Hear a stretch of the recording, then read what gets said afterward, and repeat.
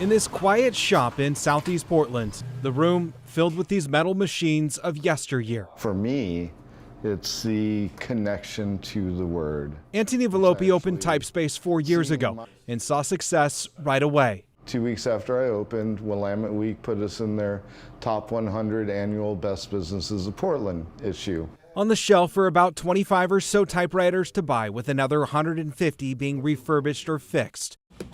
Every piece here has written a story.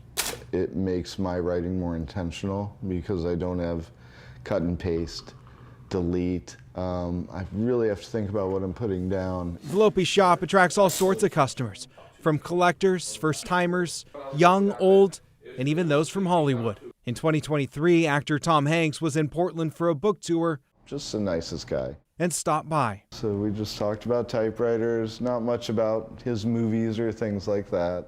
Hanks, a typewriter aficionado, stayed about an hour, bought one of the typewriters for his own use, and left. On the way out, he said, hey, I'm going to send you an autographed typewriter out of my collection.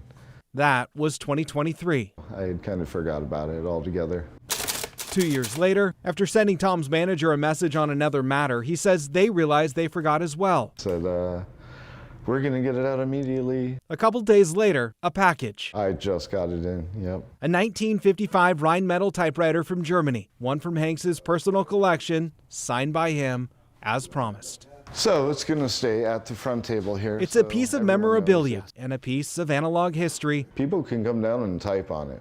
That's great. It's not hands off. Proudly displayed, sitting front and center at Typespace.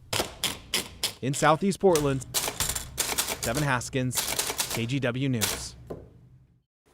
All right, the Tom Hanks of local weather forecasting is here. Wow. Love Tom Hanks. He's Great the guy. best. He's great, and he delivered too, which is cool.